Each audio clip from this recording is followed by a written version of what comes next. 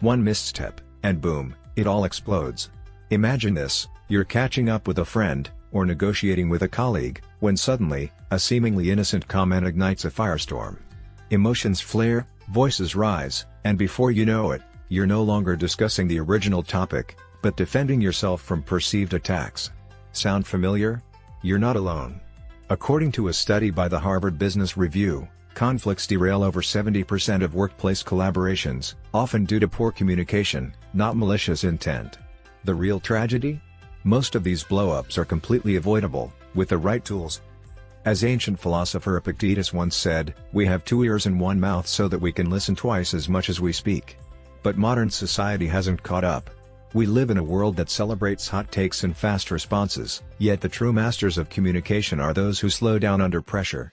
Elite trial lawyers, for instance, are trained to maintain composure in high-stakes situations where every word is scrutinized. They don't just speak, they strategically respond, even when tensions run high. What if you could harness that same courtroom composure in your everyday conversations? Picture a seasoned lawyer cross-examining a hostile witness. They don't yell or flinch, they listen, analyze, and then ask the next question with surgical precision. You can do the same when confronted with conflict. Think of it like steering a car during a storm. You don't slam the brakes, you grip the wheel and navigate. Whether you're diffusing a family argument or redirecting a tense business meeting, these skills offer emotional intelligence in conflict resolution, a rare yet critical asset in today's interpersonal and professional landscapes. So, ask yourself, when conflict arises, do you react impulsively or respond intentionally? Are you trying to win the argument or preserve the relationship? What if every disagreement became an opportunity to demonstrate leadership, empathy, and self-control? Conflict doesn't have to be chaotic, it can be constructive. But that shift begins with you. If you're ready to upgrade your conversations, it's time to stop reacting and start responding with clarity, confidence, and control. Mastering this one skill can not only transform your relationships but also enhance your career and inner peace. Because in the end, it's not just about winning arguments, it's about navigating difficult conversations with grace. Start practicing today, and become the calm in someone else's storm. About the author. Jefferson Fisher is a seasoned trial lawyer, acclaimed author, and sought-after public speaker. As the founder of the Fisher firm and a Texas board-certified personal injury attorney, he brings sharp legal insight to the art of communication. Known for his clear-cut, practical approach to resolving conflict, Jefferson has built a global audience through his popular podcast Communicate with Confidence, alongside his widely viewed videos and thought-provoking newsletter. His work empowers millions to handle high-stakes conversations with calm, clarity, and authority. Key takeaway 1: When tensions explode, what do you do? In a boardroom, a courtroom, or even around the dinner table, conflict can ambush you in an instant. One moment, things are civil, the next, someone erupts with anger that seems wildly disproportionate. According to a study by the American Psychological Association, nearly 65% of conflicts escalate not because of disagreement, but because people feel unheard. That's exactly what happened the day Jefferson Fisher, a trial attorney, walked into what should have been a standard deposition. He was prepared for facts and timelines.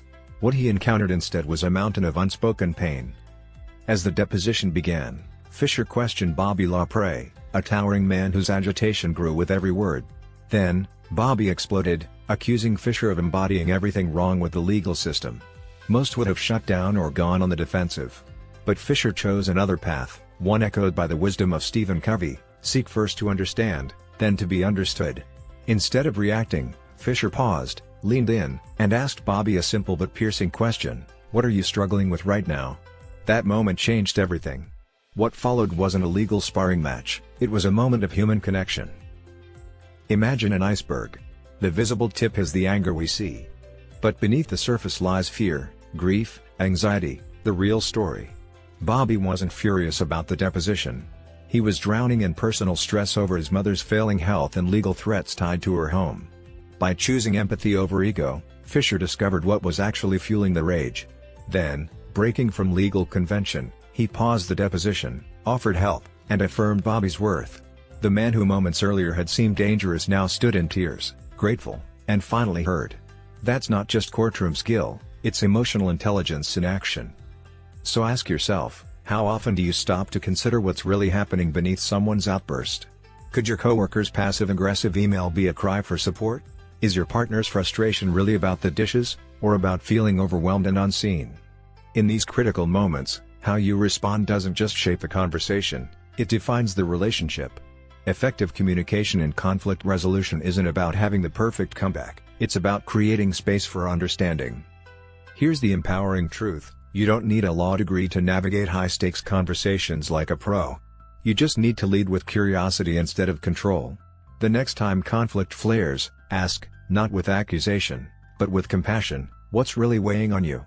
That one question has the power to shift dynamics, dissolve hostility, and turn confrontation into connection. Because the real work of conflict isn't in defending your point, it's in discovering the pain beneath the punch. Ready to master that skill? Let's dig deeper into how to regulate your response and take control of the conversation. Key takeaway 2: Stop reacting, start responding, master emotional control in difficult conversations. Picture this: you're in a heated meeting, someone throws a passive-aggressive jab your way, and before you even know it, your heart is pounding, fists are clenched, and a retort is rising in your throat. It's not logic speaking, it's your biology. According to neuroscientists, the amygdala, the brain's ancient fear center, can hijack your behavior in just 12 milliseconds, flooding your body with stress hormones that shut down rational thinking.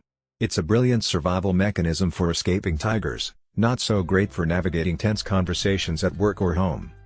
As author and trial lawyer Jefferson Fisher explains, you can't outtalk your biology, but you can outsmart it.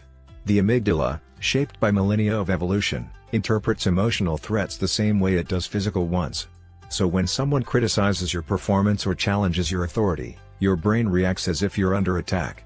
That's why emotional regulation in communication isn't just a mindset, it's a physiological process. Adrenaline spikes, your breathing shortens, and your ability to think clearly plummets. If you've ever blurted something you later regretted, blame the amygdala. Here's where the analogy of a fire drill comes in. Just as a well-rehearsed drill can prevent chaos during a real fire, a practice response can short-circuit your brain's emotional alarms. That's what Fisher calls the conversational breath. Before responding to a triggering moment, you pause. You inhale through your nose for 3 seconds, then top it off with another sharp inhale. Finally, you exhale slowly through your mouth for 6 seconds. This single act slows your heart rate and signals to your nervous system, "We're safe." Think of it as putting the brakes on an emotional roller coaster before it flies off the tracks. But breath alone isn't the full toolkit. Fisher pairs it with a method called the quick scan. As you breathe in, briefly close your eyes, like a long blink, and mentally check where your body's holding tension: shoulders, jaw, fists. On the exhale, release that tension consciously, and name the emotion you're feeling: frustrated, overwhelmed, defensive. Why name it? Because studies show that labeling emotions helps deactivate the amygdala's grip. Together, the breath and scan take just 10 seconds, but they create the space for clarity to return and for intentional communication to begin. So, what would your conversations look like if you gave yourself those 10 seconds? Could you shift from defensiveness to curiosity? From reactivity to leadership? Conflict de-escalation techniques like the conversational breath aren't just for lawyers or therapists. They're essential tools for anyone who wants to show up powerfully and peacefully in difficult moments. The next time tension starts to rise, remember, your breath is your first response. Use it well, and you might just change the outcome, and the relationship. Ready to build that kind of control?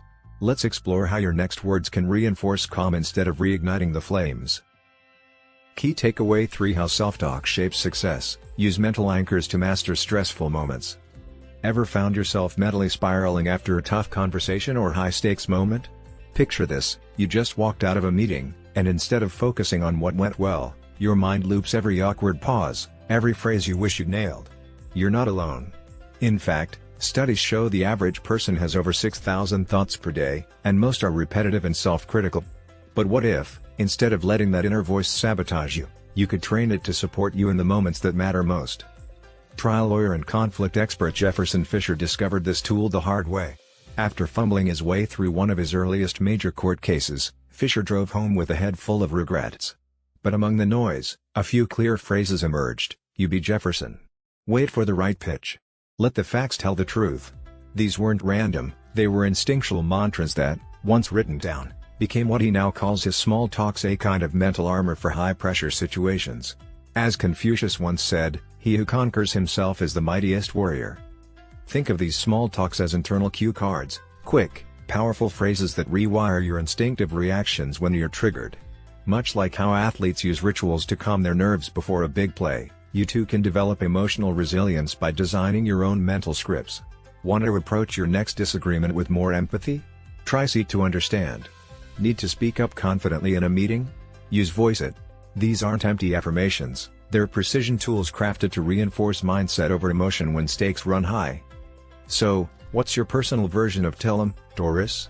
That's what one of Fisher's clients chose, a phrase borrowed from her grandfather's pep talks to her grandmother. It helped her summon strength and clarity in tough office situations. The key is crafting something that's short, action-oriented, and emotionally meaningful to you. Could your phrase be "lead with calm"? "Slow the spark"? Or maybe "hold the frame"? These self-directed phrases may seem small, but they carry enormous power when timed right. Here's your invitation: don't let your mindset be an accident, make it intentional. Next time tension rises, lean into the power of small talk, not the kind you make with others, but the one you make with yourself. It's a form of mental rehearsal, a strategy top performers quietly rely on. Mastering self-talk, using mental anchors, and facing stressful moments with clarity can radically shift how you show up, in meetings, relationships, and life. So, grab a pen, find your phrase, and start training your inner voice to be your greatest ally. Key takeaway for the secret power of silence: how strategic pauses win conversations and influence outcomes. Imagine you're in a tense meeting, your heart's racing, and before you realize it, you're already talking. Words tumble out, some you didn't even mean to say. Sound familiar?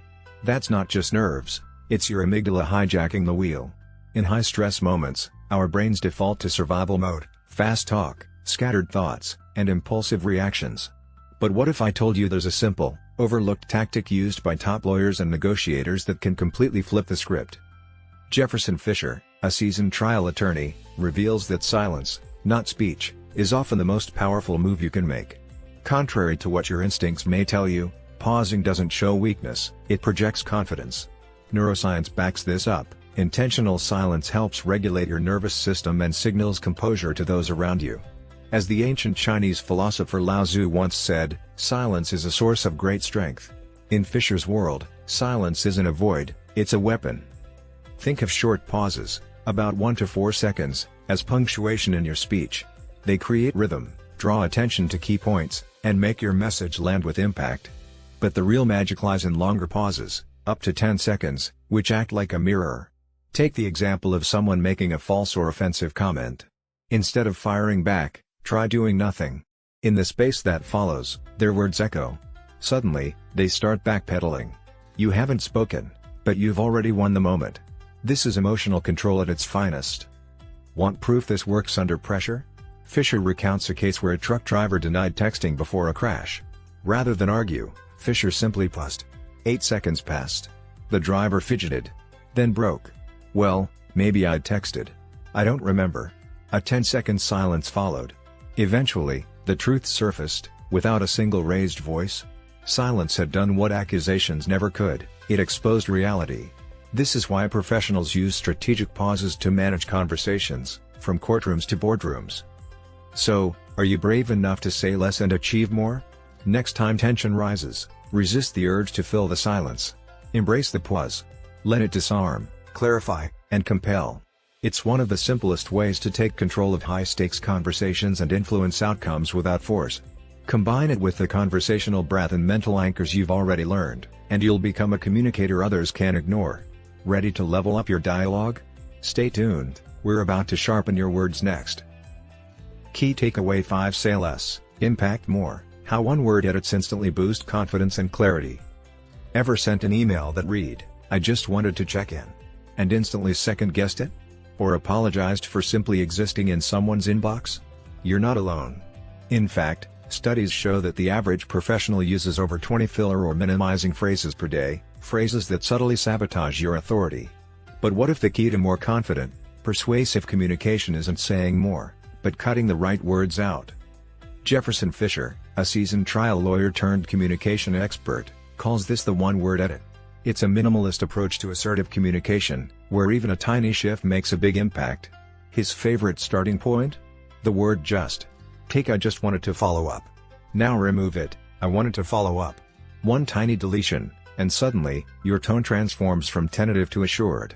As Fisher puts it, words shape perception. And precision creates power. Think of editing like sculpting. Every unnecessary phrase you remove reveals the confident version of yourself hiding underneath. Swap "sorry to bother you" with "thanks for your help." Change "I'm kind of wondering if" to "I'll ask." These aren't minor tweaks, they're verbal confidence upgrades. They remove the fog from your message and help others see you as someone worth listening to. Can you imagine how differently your team, your boss, or even your friends might respond if your words landed with more clarity and strength? But it's not just the words, it's the sounds too. These verbal crutches clutter your message and drain credibility. Want to sound instantly smarter? Replace filler sounds with intentional silence. That's right, pause instead of padding. Silence not only gives you time to think, but it also signals calm, confidence, and command. When you're clear and quiet, people lean in. So, how can you start practicing this today? Record yourself speaking for 1 minute. Count the fillers. Then, try again. This time, editing out just one word, one phrase, or one hesitation. You'll be amazed how your energy shifts. Assertive communication isn't about speaking louder, it's about speaking cleaner. As you refine your message, you'll notice your influence growing, one word at a time. So here's your challenge: what's the one word you can cut today to speak with more power? In summary, the book Mastering Difficult Conversations by Jefferson Fisher delves deep on what, how, and why to use certain words for effective and confident communication. 1. The silent epidemic: miscommunication in the modern world. In today's fast-paced environment, miscommunication is more than just an occasional hiccup, it's a pervasive issue. Studies indicate that miscommunication costs businesses billions annually, not to mention the personal toll it takes on relationships. Consider a scenario where a simple disagreement escalates into a full-blown argument, leaving both parties feeling unheard and disconnected. This is where Jefferson Fisher's The Next Conversation offers a beacon of hope, providing tools to transform such interactions into opportunities for connection. 2. Wisdom from the courtroom: Fisher's unique perspective. Jefferson Fisher, a seasoned trial lawyer, brings a wealth of experience from the courtroom to the realm of personal communication. His legal background has honed his ability to navigate high-stakes conversations with clarity and composure. Fisher emphasizes that effective communication isn't about winning arguments but about understanding and being understood. He states, "When you set out to win an argument, more often than not, you lose the relationship." The Next Conversation by Jefferson Fisher, why it's a must-read. Best, The Next Conversation, Argue Less, Talk More by Jefferson Fisher book. This man can teach you how to argue, and keep your cool. 3. The conversational breath, a tool for emotional regulation. One of the foundational techniques Fisher introduces is the conversational breath. This involves a deliberate breathing pattern: inhale through the nose for 3 seconds, take a second sharp inhale, and then exhale slowly through the mouth for 6 seconds. This practice helps regulate the body's stress response, allowing individuals to approach conversations with a calm and focused mindset. It's a simple yet powerful method to prevent reactive responses during tense discussions. The Next Conversation, Summary, Quotes, FAQ, Audio. 4. Small talks, harnessing the power of self-talk. Fisher also delves into the significance of internal dialogue, introducing the concept of small talks. These are short, affirmative phrases that individuals can use to anchor themselves during challenging interactions. For instance, saying "seek to understand" can shift one's focus from reacting to listening. By consciously directing our internal narrative, we can better manage our external responses. 5. The strategic pause, embracing silence. In a world where silence is often uncomfortable, Fisher advocates for the strategic use of pauses in conversation. He explains that a well-timed pause can serve multiple purposes. It allows the speaker to collect their thoughts, gives the listener time to process information, and can even prompt the other party to reflect on their words. This technique is particularly effective in de-escalating conflicts and fostering thoughtful dialogue. 6. The one-word edit, refining our language. Language shapes perception, and Fisher encourages readers to be mindful of their word choices. He suggests eliminating unnecessary qualifiers like just or habitual apologies such as "sorry to bother you." Replacing these with more assertive language, like "I wanted to check in" or "thank you for your patience," can significantly impact how messages are received, projecting confidence and clarity. 7.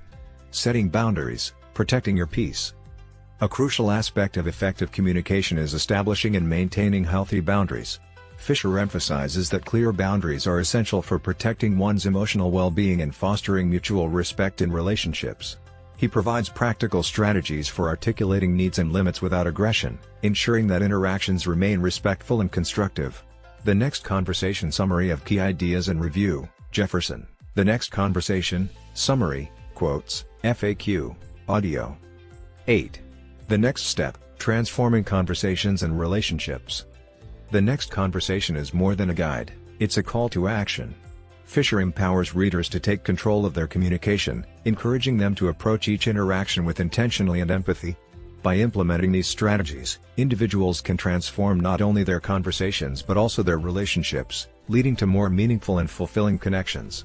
This man can teach you how to argue, and keep your cool.